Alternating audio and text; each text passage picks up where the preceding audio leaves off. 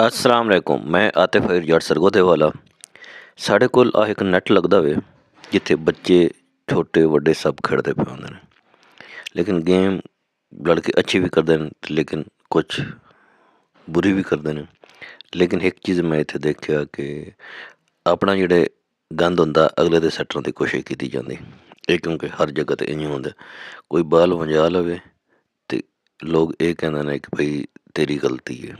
ਇੱਕ ਦਫਾ ਤਾਂ ਚੁੱਪ ਹੋ ਗਿਆ ਲੇਕਿਨ ਆਪਣੇ ਜਿਹੜਾ ਮਲਬਾ ਦੂਸਰਾ 'ਤੇ ਪਾਉਣ ਦੀ ਕੋਸ਼ਿਸ਼ ਕਰੀਂਦਾ। ਇਹ ਗੱਲ ਜਸਟ ਮਜ਼ਾਕ ਹੈ ਅਤੇ ਇਹ ਉਂਝ ਹਕੀਕਤ ਵੀ ਹੁੰਦੀ ਹੈ।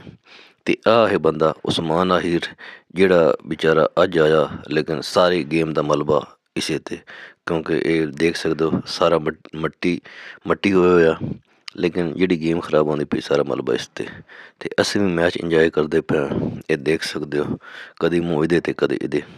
ਇਹ ਇੱਕ ਫਨੀ ਵਲੋਗ ਆ ਅਤੇ ਸਾਡੇ ਪੇਜ ਨੂੰ ਸਬਸਕ੍ਰਾਈਬ ਕਰ ਦਿਓ, ਫੋਲੋ ਕਰ ਦਿਓ।